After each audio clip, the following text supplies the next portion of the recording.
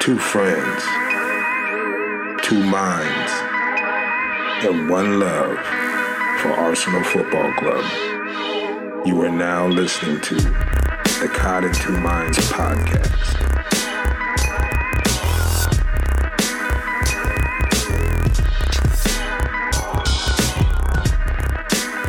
Hey, greetings everyone. This is the podcast Caught in Two Minds. You can find us on Twitter at CITM Podcast. I'm Fitty at Gooner Rush, and co-hosting with me, as usual, is E at E Marshall, EMARSHO. What up, E? How you doing? I'm not doing too bad, Fitty. You know, I'm kind of happy. You know, we had a great game. Okay. Wait. Hey, but what you been up to, man? You know what? I'm really happy that I've hit vacation. It's the holiday for me, which means I got like a month off work, and I'm coming to Texas, baby, on my way. Yeehaw!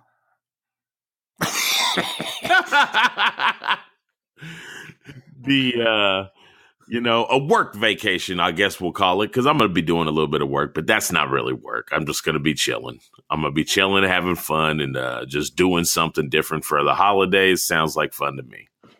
Oh yeah, and you know how it is in Texas. You know, it's no party like a Texas party. That's right. So you gotta go hard. Food, alcohol, whatever you want.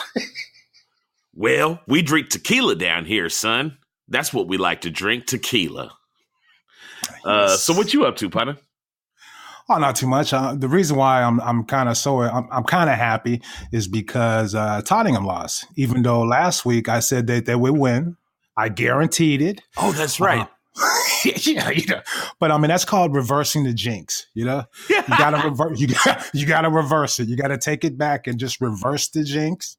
And they lost. They really shit the bed and they look awful. So I'm happy about that. That's cool. You are the one that taught me reverse the jinx many, many years ago. Reverse the jinx is a real thing, people. Yeah, you have to say it and then hope for the opposite, and that's exactly what happened. So. Yep. Other than that, it's been a nice, smooth week. We're just cruising into the holiday season. Everything is going smoothly. No surprises. So I'm extremely happy. Cool. That's the way we like it during the holidays. Keep it smooth. Keep it smooth.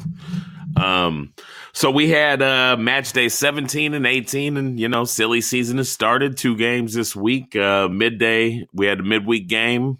That was against West Ham, right? Yes. And, yes. Once again, I had to work, so I kind of missed the game, planned on maybe watching it after. And then, did you have any good impressions about the game? Anything that hit you good? Okay. All right. So moving on. Well, let me just say one quick thing. We kept a clean sheet, and I do appreciate you giving me your password for your NBC Sports Gold. Anytime. I figured if I spent $50, we should hit them for everything we can. So.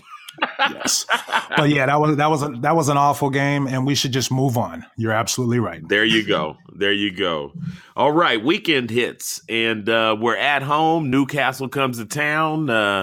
Arsenal plays great at home. They have been for a while. They got a pretty good record against Newcastle, especially at home.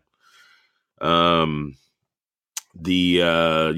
of the quick stats before the game. At the end of the game, 71% possession for Arsenal, 23 shots on goal, only 5 on target, but 23 shots on goal. Another, pretty dominating performance in my opinion. But E, I'm going to ask you, what'd you think about, we had some, I would consider big lineup changes. We had some big lineup changes out on the pitch. So what'd you think? Yeah, I thought it was I thought it was an interesting game. My whole thing is, we didn't make a mistake within the first 15 minutes of the game that cost us. The last 2 weeks, we've kept clean sheets and we've kind of strayed away from the individual errors on defense. As far as the lineup, I didn't really have a problem with it. I mean, I was going around on Twitter and a lot of people were saying, funny thing is a lot of people are coming around on Bellerin. They're seeing my point of view. You know what? People, yeah, go ahead. Well, no, I completely agree with you. I think this week I saw more people write about their questioning of Bellerin nowadays. Yes. I'm not happy, but I mean, I feel vindicated because that's something I've been screaming for a long time. And I heard something funny. I disagreed when you said a long time ago that he looks slow, but I've been hearing that a lot too from different people. Like, he looks slow, man. He doesn't even look like the same player. I know. I mean, I just for a while now, I was just like, I don't know, dude. So you were all over that one. You were all over that one first, but yeah. So, go ahead. Well, I just about the lineups. I kind of feel the same, like you were saying. Like there were, I don't know, just roughly count 1, 2, 3, maybe 3 changes in the lineup or something like that. And I surprisingly, I was kind of okay with them all. I was fine with them all. Was Kolasinac hurt, or he just went with something? Yeah, he was on the bench, but Fitty, because you didn't watch the West Ham game, there wasn't that many changes. Let me just go ahead and okay. But like Jack played, back-to-back games. Right. He was out there. And Maitland-Niles, he played left back again. That was another one a lot of people were talking about. Why are you playing this young kid out of position? And a lot of people wanted Bellerin out. But yeah, I mean, there's not really much we can do. The only thing I disagree with the lineup is I don't like playing the youngsters out of position, especially one as exciting as Maitland-Niles. I mean, did you see that guy today? Yeah, man. I know. He's fleet of feet. Like, he's got great feet. He's aggressive too. He pushes forward. He was taking shots, and he's playing out of position. And he's one of our best crossers statistically. And he's playing out of position. Yeah. So that was the main one, because I just don't understand why you can't put like Chambers or somebody next to Koscielny and then put Monreal as the left back if you're not going to play Kolasinac. So, I mean, and that's the weird thing really is, I don't know. Monreal, I mean, he does good at center back, but I mean, that's not his position. You know what I mean? I know. It feels weird because it's just like, man, like he shouldn't really be there. It's just weird. Yeah. I liked how Niles played. And I guess the only reason why Jack would be a change is that he's, even though it's been Europa and stuff, he's kind of played midweek games, but not the weekend games. So, it was a flip to have Jack out there on the weekend with, the first team, Yes. And I thought he responded well. He didn't get out of hand at all. He stayed in his lane. He made himself part of the attack at times and stayed back at times. So hats off to Jack. I really like the way he's been playing lately. Yeah, I'd have to agree with that. And it's one of those things where he's just got to keep kind of playing and being a little more, being consistently being in the starting lineup is what he needs now. And I was kind of worried for him today. I want to commend Wenger for the way he's handled him. He's kept him healthy for a long time just by playing him, once a week, Europa Leagues. But, he played on Wednesday, and now he's playing again today. And he came out unscathed. So, I'm happy for Jack. We're going to need him when we lose half our team in January. So Yeah. Or he might go too, I hear. Just quickly back to Bellerin, because I did have a little exchange this week with the guy that was, I guess, upset that I kind of called him out and stuff. But at ROZAY81_, the guy named Ross, man, and he thought I was being harsh on him, but it was cool because we had a very adult exchange. Point, counterpoint, well taken. I understand what you're saying, but this is what I'm saying. Nobody got like, I'm going to search you down and try to find out where your family lives. Right. I had one of those today with an African dude. He didn't like my Nigerian ox reference towards Iwobi. You know what I mean? He got upset. And so, but when I sent the tweet, I got a few likes. I think you liked it. And then I got one from him and it just said, "Fuck off, comma, exclamation point." Right. So, we went back and forth and I explained to him, I was like, it's a fair comparison. Come on. And he eventually came around Right. and kind of saw my way, come on, fuck off. Come on, man. Come on. Anyway. Yeah. So me and Ross went back and forth, but basically, he was just saying I was being harsh on Bellerin. I told him exactly what I wanted him to do was like, Bellerin, I just need him to like attack more, put the defenders on their heels, and then I don't care what people say. Like, we cannot be a crossing team, but sometimes defenses dictate the way that you have to play. So yes. The ability to throw crosses in, even if it's only going to be asked of you 3 times a game, you still got to be able to put one in, man. Like, you got to be able to put these crosses in. And like you said, Niles did well with it. I thought he swung balls in very nice. Anyway, with Bellerin, I'm going to say this, like you were saying, some people are coming around, and I even think Bellerin paid attention because I do feel like he responded a little bit today. I do think he got more aggressive today. I was surprised, but I was happy that he did get more aggressive. I completely agree with both your points, especially the one about crossing.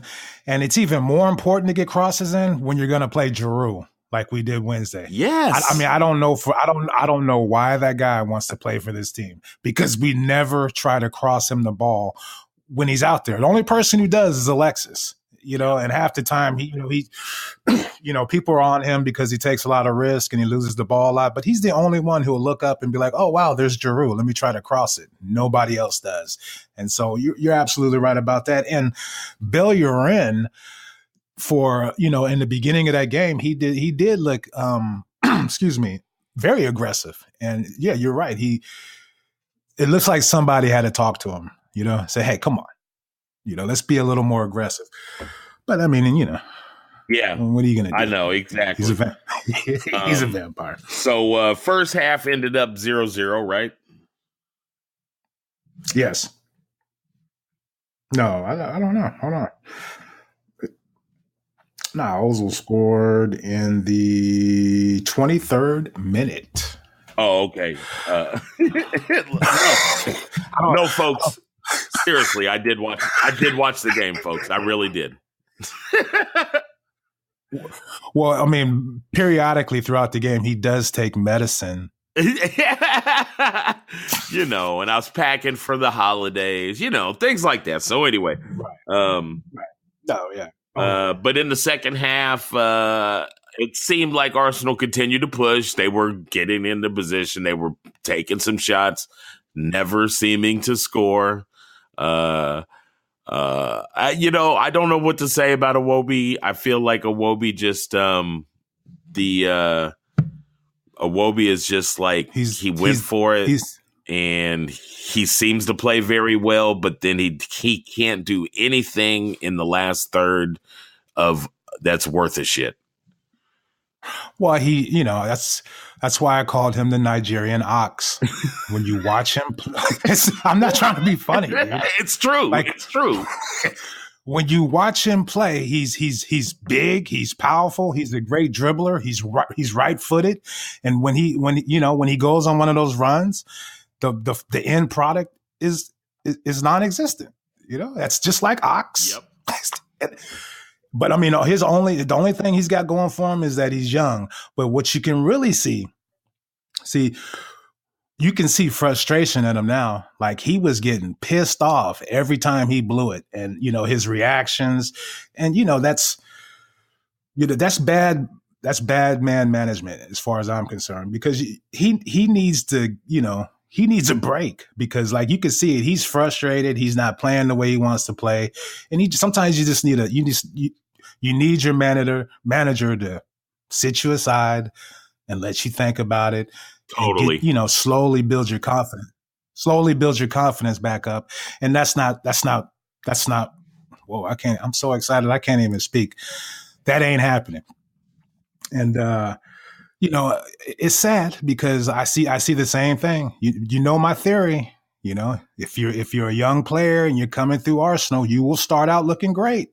But as the years go by and you continue to stay with, Arsenal and play under Wenger, your game starts to just, I don't know where it goes. I hear you. Ask Denilson, ask Bentner, ask Theo. Yeah.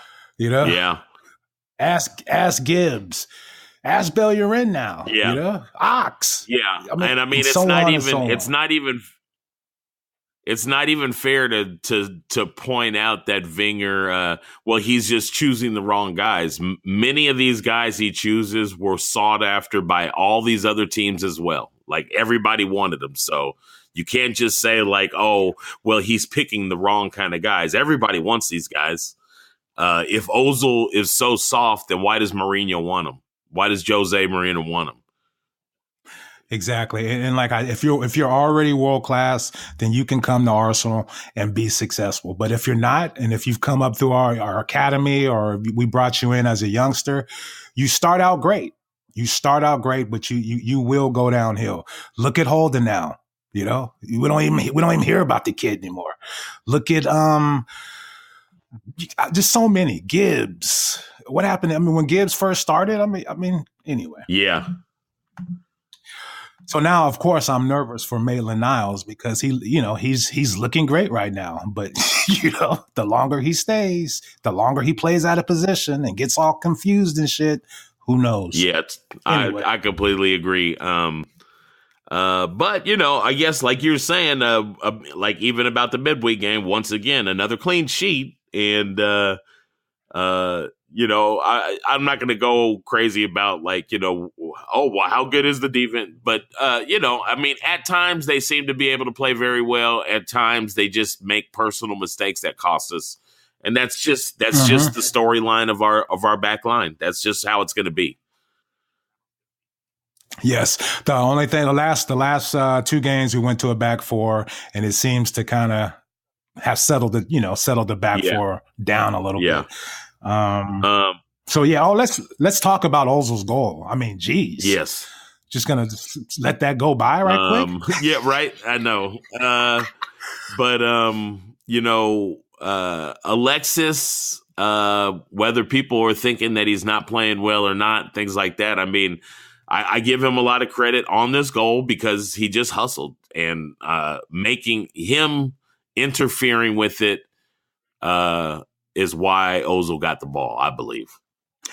That is a great observation. I mean, the way he fought for that header, he totally threw the defender off, and he really couldn't clear it the way he wanted to. It landed right at Ozil's foot, and just an incredible volley.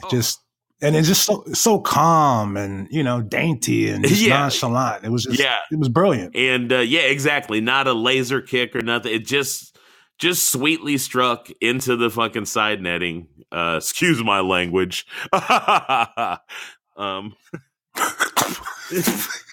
And but no, it was really sweet. It felt good, and you see how many times that Ozil gets in position for like shots on goal like that, and when he strikes it, oh, it's so nice. It's so nice. You want him to take like normal shots outside the box, and he never does, because they're not fancy enough. They're not volleys. They're not cool enough. They're not worthy of frosting your tips and cocking your head to the side a little. Like Yeah. That was the goal. I don't know. You got any other like big points or anything that you like felt needed to be addressed? No, I mean, Danny Welbeck, he had a couple times he could cross the ball to Giroux, but I don't know. I mean, I don't know what he's doing out there, but he's not. He's not really a wide player, so he's kind of playing out of position too. So the whole thing's a mess. Let's see here. What about Xhaka? Do we have a Xhaka report? I don't think he played that bad. A lot of people have been giving him shit, and ironically, I'm not giving him shit because I thought his positioning was pretty good against West Ham, and today he didn't really mess up too bad. I guess I'm getting used to him losing the ball and making loose passes. Yeah, I was gonna say, my feeling for a while was he was playing a pretty good ball, and then he gave the ball away like 2 times in a row, and then like 5 minutes later gave it away again, and I was like, dude, like you really driving me crazy. You're driving me crazy. Hey, but I mean, El Nini must just be awful. He can't even get a sniff. He can't even get a sniff of a starter, or even Coquelin. Coquelin is a spaz, but I mean, sometimes you need a spaz out there. So I just don't understand why Xhaka has to play weekend. Look, I said he didn't do too bad. Look at me. I'm getting ready to bat. Hey, you ready to pull him though, huh? Yeah, I mean, he's got to get out of there at some point. Yeah. I mean, come on. I don't know. And then there was another time I actually watched him like if you can't run, like you have to be better at like judging your angles. Like he sees a guy coming, he knows the pass is going. I'm like, good job, you predicted it. But like you didn't think like you could just cut it off, right? You need to run backwards a little bit. You're too slow, like, So like the guy just ran right around him. Just no problem. Just ran right around him, Yeah, and Newcastle, it's a good thing they're as awful as they are, because they had some good opportunities, and a better team probably would have scored a goal or two against us. But, yeah, we got lucky, and that's about it as far as Well, and I did notice how excited Rafa got. At one point, he started doing the hands and the shifting and the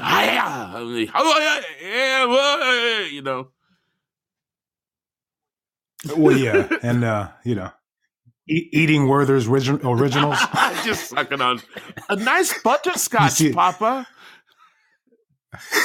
He pulled one out and put it in right after the goal. It was sick. Okay, so what's your man of the match? Who you got? I'll give it to Ozil. Yes, definitely. Even beyond the goal, but he played a good game in general, I thought. So not much really to discuss there. He's the man of the match. What do you think about Wenger, man? What kind of grade you gonna give Wenger today? I give Wenger a C. Same old. I was actually I felt good about him today, and I was more like a B. But basically thought he got the lineup. Like I said, I felt okay with the lineup that he did. Iwobi might have been my one. Like, I don't know if I want to do Iwobi, but I was, I didn't, like I said, Iwobi played fine, except he can't finish or pass to somebody that could finish. Yeah, and the games are coming. We play again on Tuesday in the League Cup, and then we play on Friday. So, it's good to let Iwobi get out there. Yeah. He's slowly falling apart, but he's young. He's resilient. And apparently I saw some headline. Apparently we're supposed to be like concerned that Lacazette got subbed out again today, but I think it's all foolishness. And yeah, he was pissed off, but what's he gonna do? It's just like the video game. You can't sell him again. Well, and within the same trend. Anyway.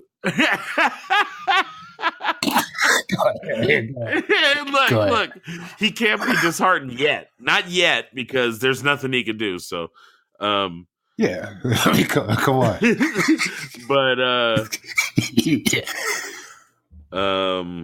And I just think it's silly anyway. It's Christmas time, like you said. We got a ton of games coming up, man. Like, oh my God, he got subbed out, for Giroux. How about that? Giroux needs some minutes. Like he's got to play some. So, well, I mean, he's our guy. He started on Wednesday, but he's our guy that comes in, and kind of helps us defend set pieces and corners. And, if we need a goal late, he's our guy. That's his role now. So, excuse me, Lacazette getting subbed out. Yeah, it sucks. And he didn't come here for all that bullshit, but he should have known better. He should have known better. Messing around with Wenger, anything can happen. Yeah. Anything. Well, I got my first reason to really kind of question Lacazette and like who he is as a person when he told me that Coquelin, his good friend, is who talked him into coming here. And I was like, oh, wow. You taking advice from Coquelin, huh? Okay. All right.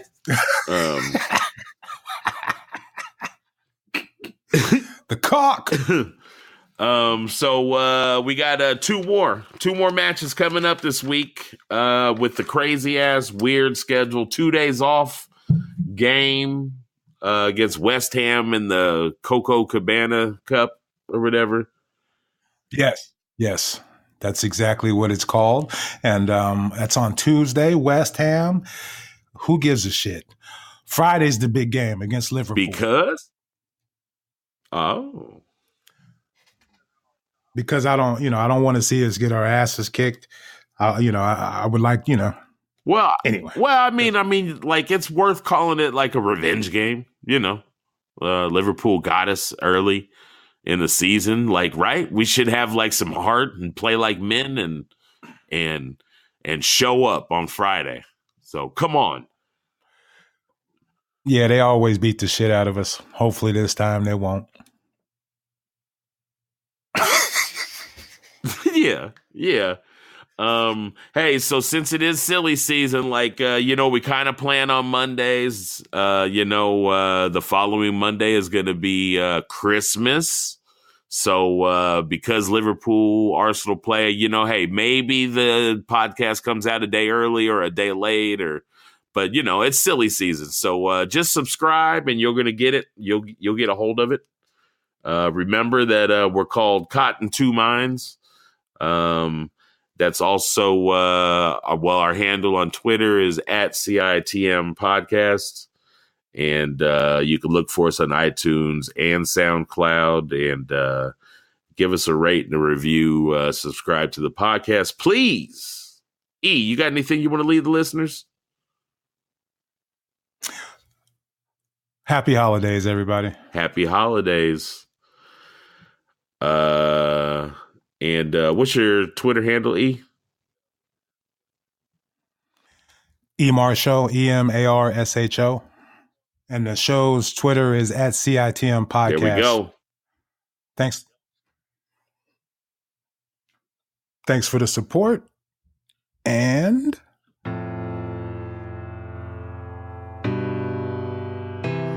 all right. Oh, you ain't gonna say nothing? I'm Fitty at Guna Rush.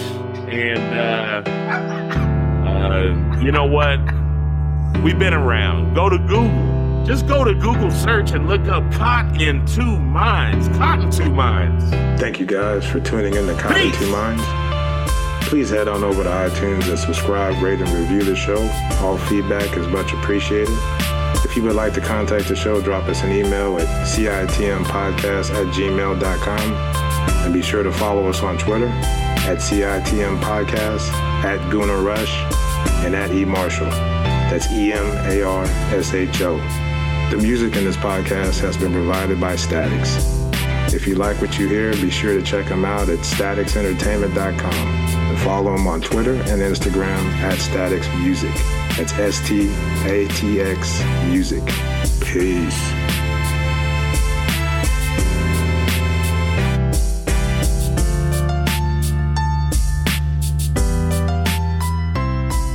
Oh, and hashtag one love, y'all. Happy holidays. Mm-hmm.